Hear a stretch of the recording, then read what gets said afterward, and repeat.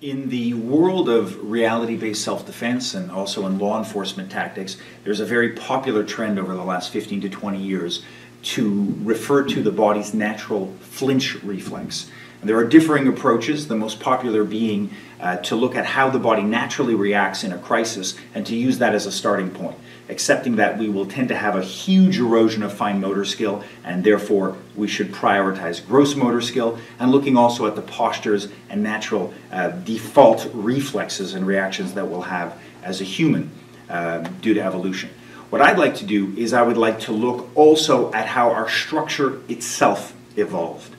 There has been a significant amount of research looking at the evolution, particularly of the human hand. If you go back to the 1950s and 1956, there was a guy named Napier who first classified that there were two dominant grips for the hand. He said that if you look at our ancestors and certainly ourselves today, we would see that we had first a so-called power grip, as if we were holding a stick or a branch to hit, that would allow us to generate tremendous power when using the hand. This, of course, would apply directly to any type of tool. And then we had what he referred to as a precision grip, specifically sensitivity in the fingertips and the ability to grasp. More recently, Richard Young redefined those two same terms, and he referred to them as a clubbing grip and a throwing grip, making the argument that from an evolutionary perspective, our ancestors that were most able to master the ability to club with a stick or a branch or to throw a rock would first have a massive evolutionary advantage, and that would give them superior options for breeding, better mates, more of them, pass their offspring on and their gene on, and also better ability to protect themselves against predators. For the female ancestors, exactly the same thing, the ability to protect themselves, to acquire food if they were independent, and to protect the family. So what we're going to be looking at is we're going to be looking at these two primal reflexes to try to understand how they play in to the world of boxing specifically, or fist fighting. Oftentimes when we look at boxing as an art, we can get lost in the ideology, and we have all these ideas of tactics and covering up and very precise tight shots which have their place, but which sometimes try too desperately to oppose the natural reflex of the primate. So let's consider these two basic grips for a second. So let's imagine first this so-called throwing grip. What's required? The hand, in order to be able to grasp something, obviously needs an opposable thumb. If you look at most, like a chimpanzee for example, it'll tend to have four very long fingers, and the thumb really works along with the fingers but mostly stays out of the way. There's no opposition, there's no ability to grasp, but more than that, there's no real precision with the fingertips. So what we have is this tremendous precision in the hand, which allows us, if you think for a second somebody throwing something very, very quickly, if I have a very fast throwing action, the amount of sensitivity that's required in my hand, particularly my fingertips, to determine that 1 millisecond where I want to release in order to send it towards my target is enormous. If I lag by half a second or by a second, there's a massive difference in trajectory. So over time, the human hand develops this capacity to contract and to release within milliseconds. This will become directly relevant when we consider this idea of tightening the hand on impact, or tightening just at the moment that you're in front of your target. Generally, as a rule, we advocate at the beginning just keeping the hand solid because it is easier. But some people argue that it's physically impossible to close the hand at the last second, as many martial arts prescribe. I would argue not only is it very possible, but that it's been reinforced throughout our evolution, and it's one of our birthrights. It's one of our very, very essential skills. That precision in the fingertips and in the hand itself gives us all sorts of awareness in our hands that we need to capitalize on, we need to understand deeply. In fact, it's widely known that something like a chimpanzee, for example, is many, many times stronger than a human, and people just assume they must have better muscle fiber or different muscular structure. But one of the largest factors that give the chimp, or a gorilla for that matter, greater strength is the fact not only that in the case of a gorilla, yes, it does have more mass, but that massive amount more strength is more due to sensitivity, or more specifically the lack thereof. Over time, humans evolved to have incredible motor control, because that motor control gave our smaller ancestors superior tool manipulation. And with superior tool manipulation, most specifically weapons, they were able to settle the odds in their lack of tooth and claw. And so you have one primate with an ability to swing a club, that gave them more advantage than just being 2 or 3 times stronger. A chimpanzee, by comparison, lacks that precision, But because of that lack of precision, one, it can't use tools, but when it does swing its arm, it has no antagonistic resistance, it has no inhibition, and it swings it with everything that the arm has to offer.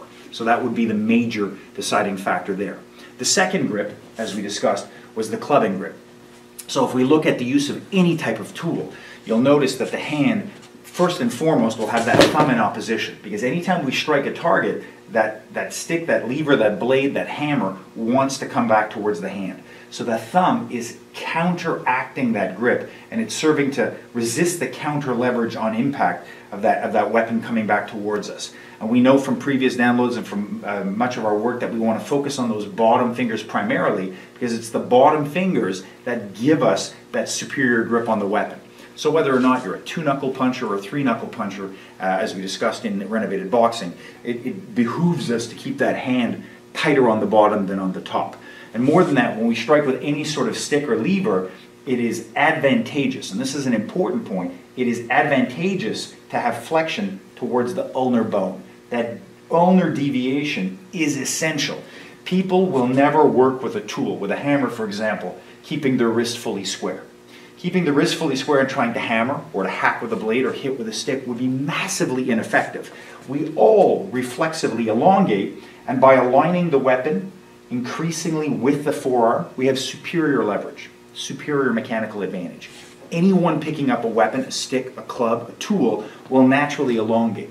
So this flexion of the wrist not only is very powerful, but it is very natural. And it comes out in every case. It comes out in push-ups, it comes out everywhere. When we get to the domain of striking, however, there is oftentimes, I would say, at minimum an ideology, but at maximum a prejudice, that we must have alignment. And this alignment can be so rigid and so strict in some martial arts that any type of radial or ulnar flexion is regarded as absolute garbage, structurally weak, and not advantageous. I am going to argue in this download, not only is it possible, but in many cases it is superior. And there are many martial arts that actively advocate that type of deformation in the wrist for tactical reasons. For example, in Bando, when they strike, because they do a lot of their work with kukris, the so-called the beveled machete, they have that type of natural formation in the wrist, because the kukri is quite heavy and it demands this type of a deformation. And so they have a strike called a Boer Punch, wherein they will strike to that face, for example, with the fist, and seek to also drive in with the elbow at the same time. Now, some people would look at that and say, wow, the wrist is in a horrible structure, that would never work. You can look in the world of Western boxing. Back in the 40s and 50s, there was a Filipino boxer named Seferino.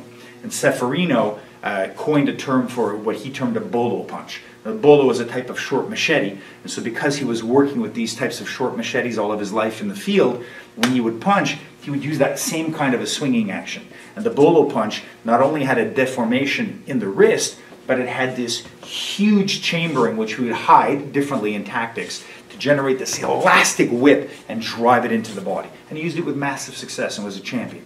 So we'll be looking at these types of tactics a little bit later on. What I want you to understand at this point is that we have precision and we have strength in flexion. And oftentimes when we see different or unorthodox concepts, it's very natural for us to say that doesn't fit into my mold, therefore it's not good.